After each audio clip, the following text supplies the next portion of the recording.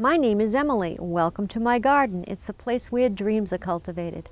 I have a great show planned for you today, all about the cranberry. I'll take you from early harvest to the processing plant, and then we'll end this very special episode with a very special lady. So let us start now with dry harvesting at Fairland Farm.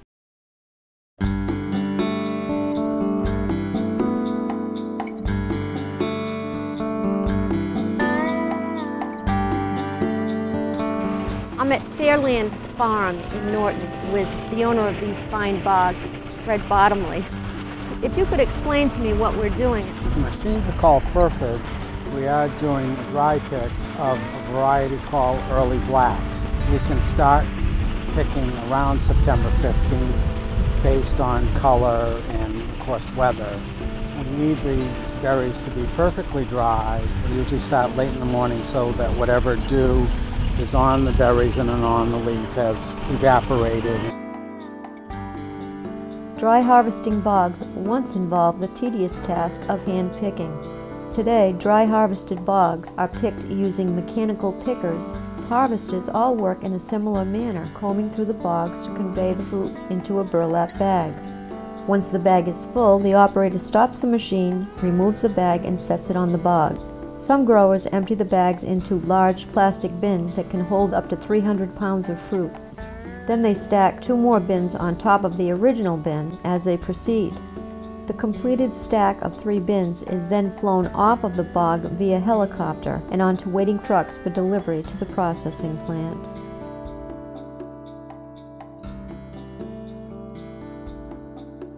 The berries go up the elevator into the bags. Once that machine, the Fairland, goes down deep, and that's a real good angle that you can see how it comes through the vines.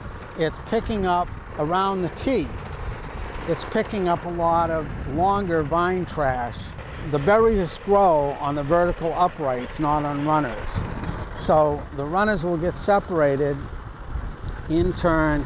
Every now and then it won't be pushing up the amount of berries that it needs to, so they need to stop and scrape all of that off. And those are the straps that we talked about for the helicopter lifts. They'll lay those out, thread them under, set them up. They have to be crossed, and they've already carried down a screen. I saw it go in the grass someplace, and then within 2 minutes or so they'll set that screen in place, Emily, and start screening the berries. And they just dump the bin that's come off of the Fairland. They start screening it by hand so that the berries and some of the debris falls through. The bulk debris, which she's now collecting, will just go on the bog. We'll make piles of it at every collection station, and then we will carry it off the bog so as not to have it, Thatcher disease. Thatcher disease on the bogs and stuff. We need to set up in increments roughly of 26. So 26 times 3 is 78 bins. This farm is a total of 350 acres, of which I have approximately 150 acres in cultivation. This year we added another 6.5 acres. These bogs were originally owned by the Fuller-Hammond families. The earliest we can track is around 1904. I know that you flood the area, so these are man-made bogs as opposed to the natural. Yeah. All of this water is piped in. You probably have a reservoir somewhere on the property. Yeah, the reservoir is as we're walking to it right now. There are 2 methods of harvesting fruit to go to market.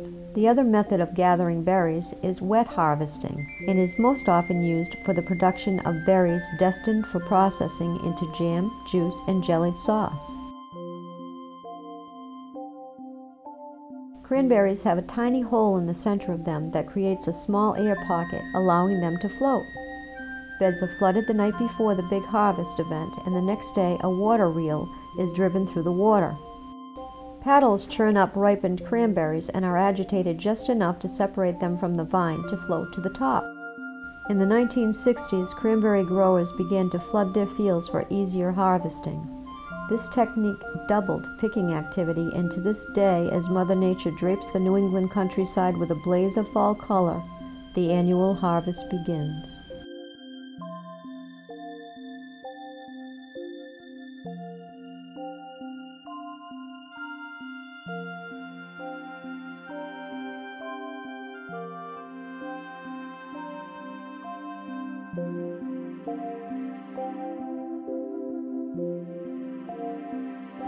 Fred, could you tell me a little bit about what's going on over here now?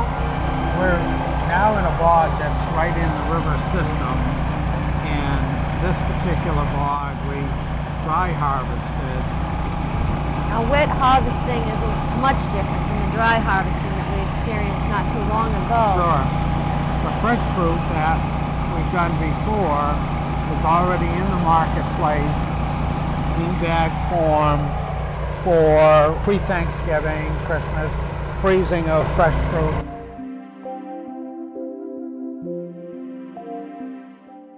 Cranberries are judged by color, size, freshness, and believe it or not, their ability to bounce. One story goes that the first grading process was born when an early New Jersey grower by the name of John Pegleg Webb first noticed this special property of the cranberry. Because of his wooden leg, John couldn't carry the berries down from the loft of his barn where he stored them, so he poured them down the steps and soon realized only the firmest and freshest berries made it to the bottom, but the soft bruised ones remained on the steps. This observation led to the first cranberry bounce board separator, used to this day, that separates bruised or substandard fruit.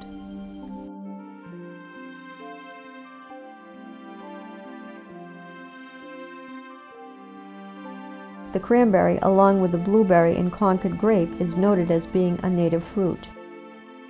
The name cranberry derives from craneberry because of the small pink blossoms that resemble the head and bill of a sandhill crane.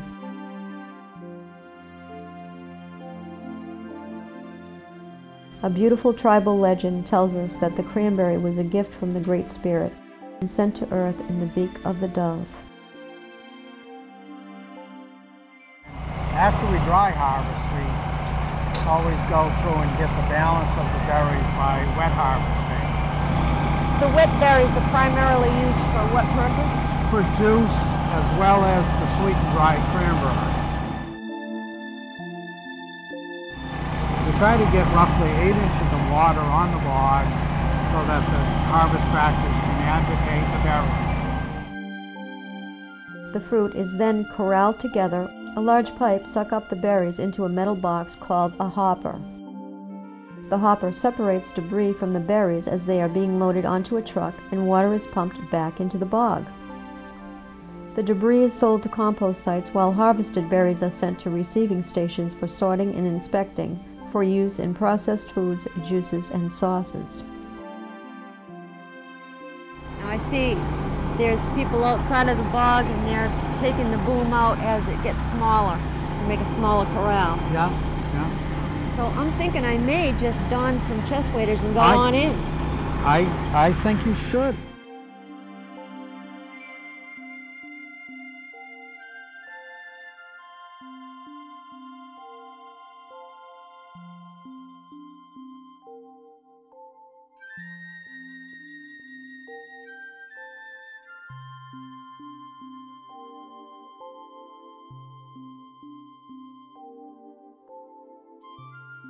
We supply to a handler named Decas Cranberry Products in Carver, and they are a fresh fruit as well as concentrate as well as sweet and dry cranberry producer. They are an independent with worldwide distribution. What's happened here is very shortly, as you can see, that truck is almost loaded at that section.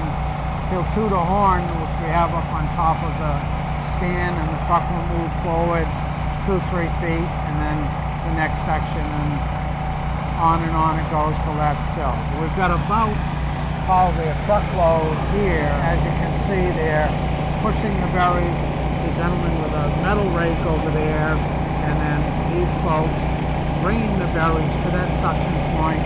Then they'll start tightening the boom and pulling the berries more in each tighter mass. How many of these bogs are you going to do today?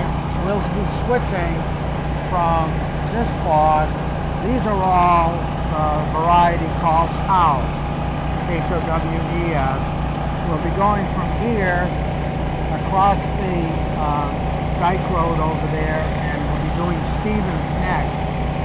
And that bog is already being flooded right now. It has already been picked on the low water level. We're flooding it up so that we can get to the boom point. And then further up, on the next bog up, we have two Gebhardt tractors working that are agitating the berries right now to get them to float. And we'll be done with that tractor work up there in a few hours, and then we'll be moving southerly down the bog system. So basically this is all timed down to a science. You have 3 bogs in effect going. You have one that's being agitated now for preparation for the 3rd one, this being the first. That's correct. To That's go. correct. 3 different varieties or 2? 2 varieties right now. All of the early blacks have already gone into the plant. When they were originally planted, the progression, of course, went from a very native berry, one of the 3 native berries in America, to the development of what became... Is that horn? Yeah, there's the horn. Okay. He'll move down 2-3 feet. It'll be great to get a couple shots from up there so that you can actually see the berries flowing from the separator. Once it's filled, it will be brought to the handler in Carver, to Decas, and then these berries are dumped by grower, meaning in this case it's a bottomly bog. As you can see, the berries get filled higher than the sides of the truck, and there's a light crowning effect which one of the workers will do with that aluminum rake, and he crowns it, and surprisingly they go 40 minutes from here without blowing all over the place.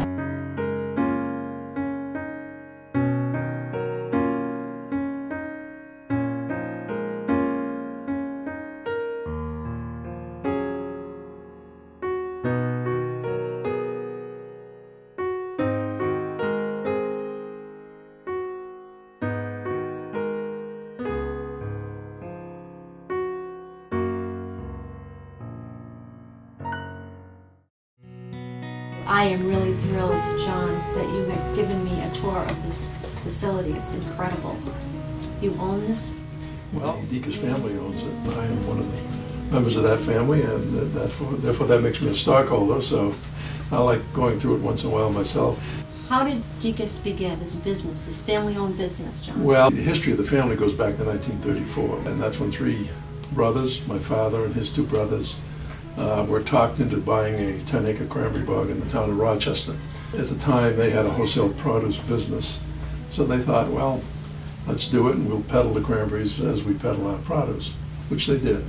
But after a year or so, they struck up a deal with the only supermarket chain that existed in those days, the Great Atlantic and Pacific Tea Company, which is known as the A&P. They helped the A&P out because they were experiencing a trucking strike where their supplies weren't being delivered to their stores down on the Cape Cod. And because my father had trucks going down there with the wholesale produce end of the business, they asked if he wouldn't be willing to deliver goods to their stores, their goods.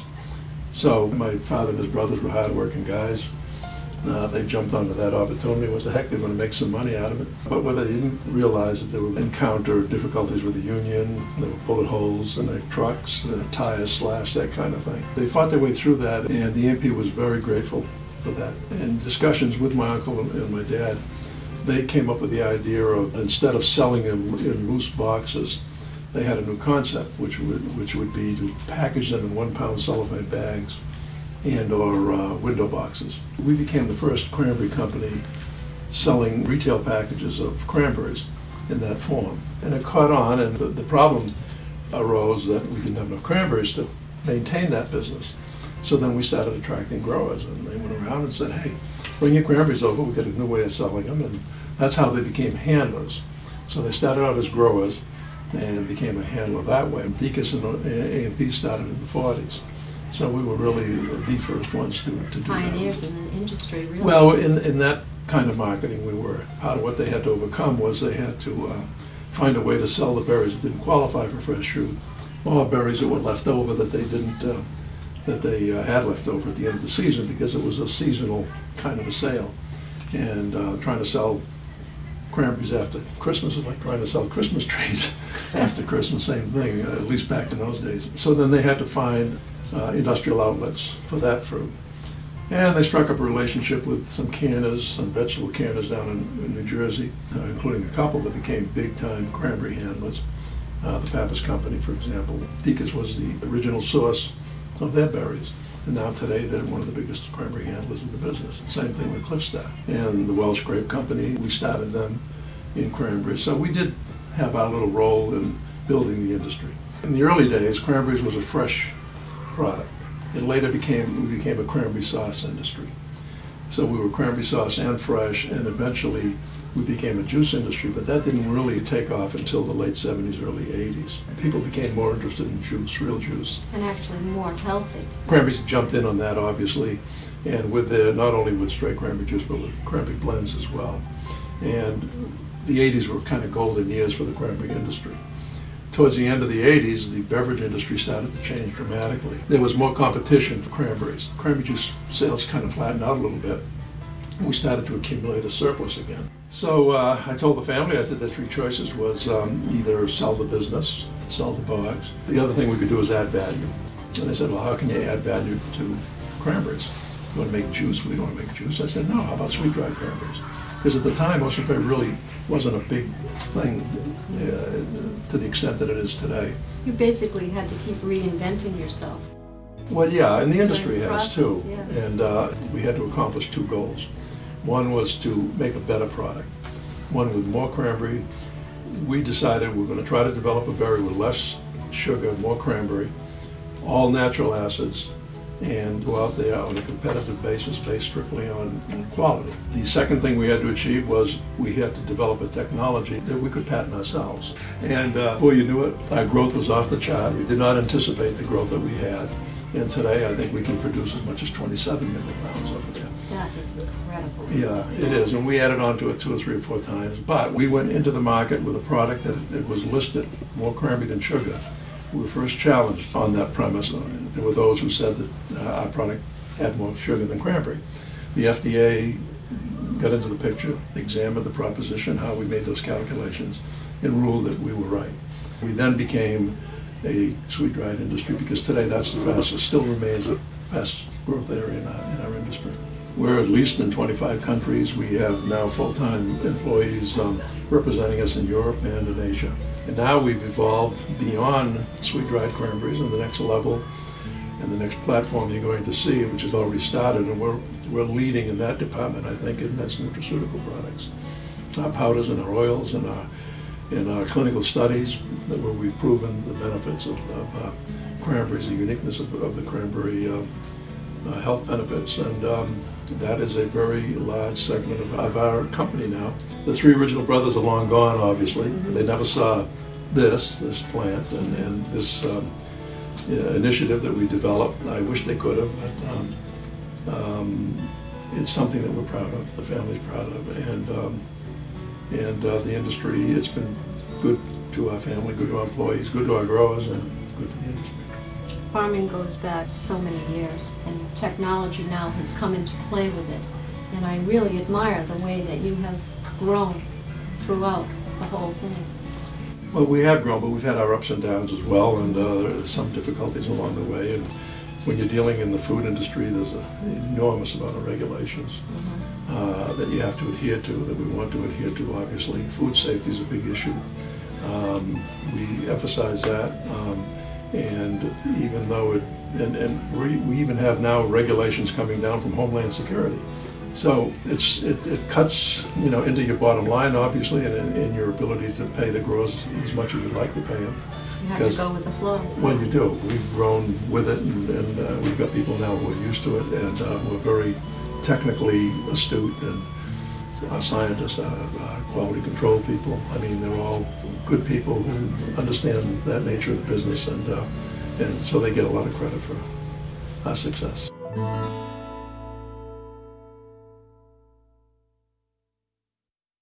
I'm with someone that has turned out to be a very close friend, Bonnie Kavanagh. I met Bonnie not too long ago when I was filming at Farmers Market. The lady was peddling cranberries, of course.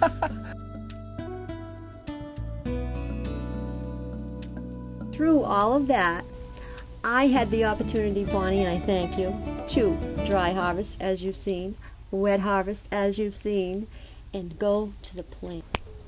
Now that was all a wonderful adventure, but I got to tell you, the best is yet to be. Bonnie and Fred wrote a cookbook, Rubies in the Sand. In a random conversation with a friend of mine on the phone, she talked about walking on the Cape with her daughter and finding wild cranberries growing, and it was like finding rubies in the sand, and it was just instantaneous. I think I almost dropped the phone. So I give her a little credit in the beginning of the book for that, because I love the name. And I absolutely love the book. We have to say a little bit about your background now. Well, I am a registered nurse, and I'm a practicing herbalist and have been for over 25 years. So a lot of what I wanted to convey to people in writing the book was not only cranberries are delicious and good, but they're also very good for you. It's a great way to get a serving of fruit in everything you eat. And she includes folklore. As an herbalist, I have to say folkloric legend. I can't say this does this, that's making a medical claim. What are some of the benefits of the cranberry? Well, everybody knows about cranberries being useful in preventing urinary tract infections. That's what they first became famous for medically. Since then, a lot of research has been done, and not only do they prevent infections in the urinary tract, but they prevent cavities in your mouth, because the same property that prevents infections works everywhere. The bacteria cannot adhere to surfaces. When you eat cranberries, there's something in the cranberries that interferes with the bacteria's communication. So they can't communicate, they can't replicate, they can't build up and make you sick. They get flushed right out of your body. And cranberries are a natural diuretic, very high in vitamin C. There's a lot of fiber, potassium. A cup of fresh cranberries has only 51 calories. They're very low on the glycemic index, making them the perfect fruit for somebody with diabetes, for instance.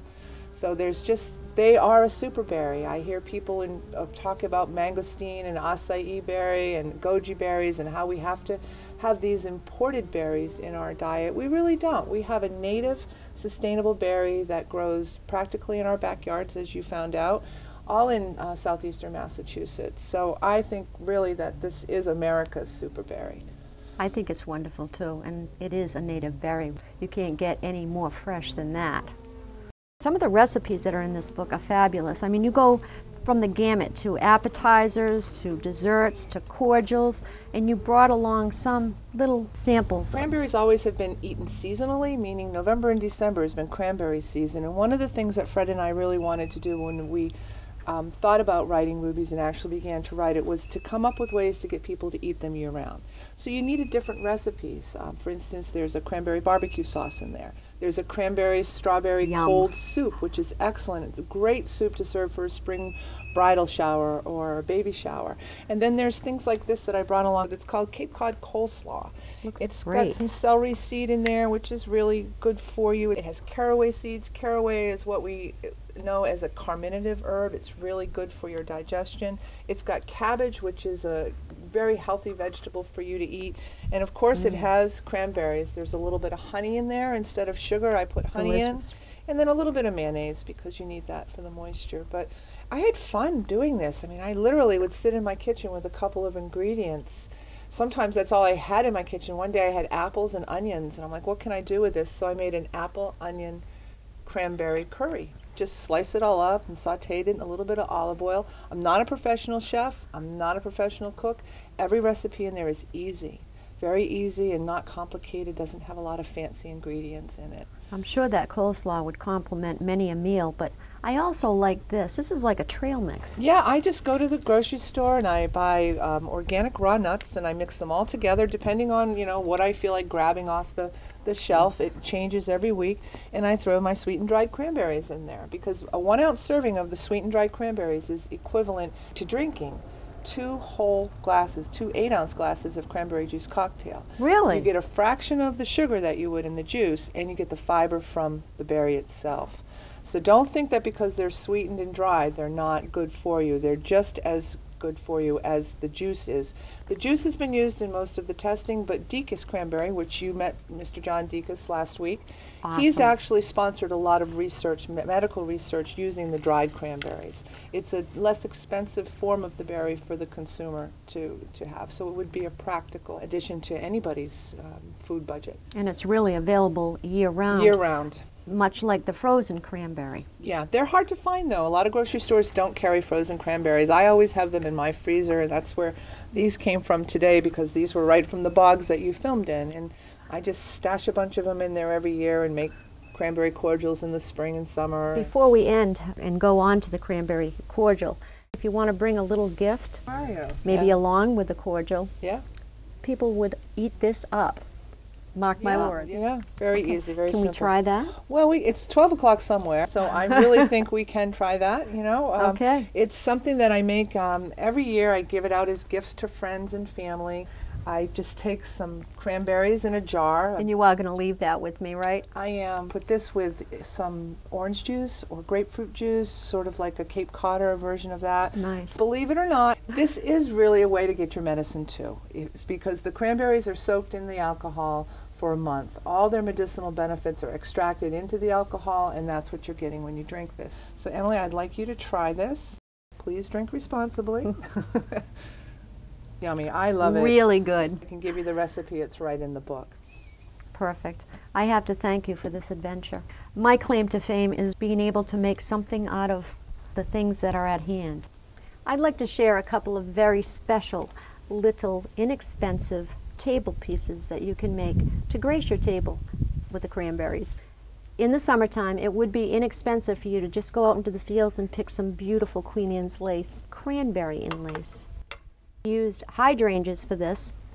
Cranberries go all around the flowers. I start out with a frog.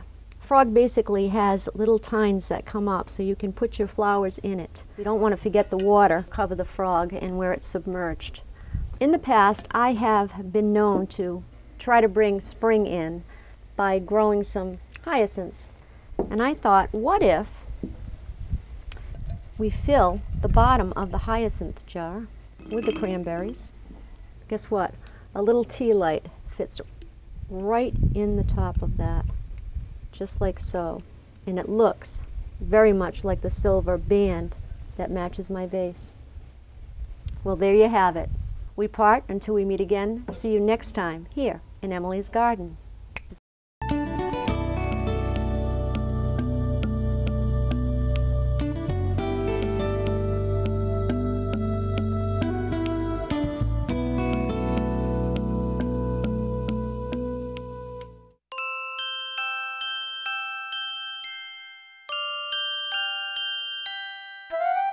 I met you at Farmer's Market, and that's what brought all of this to happen. Yes.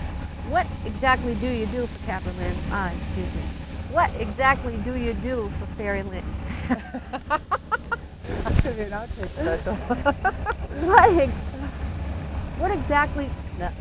What exactly do you do for Fairland Farms? Well, it all started out about 3 years ago. Fred and I were talking.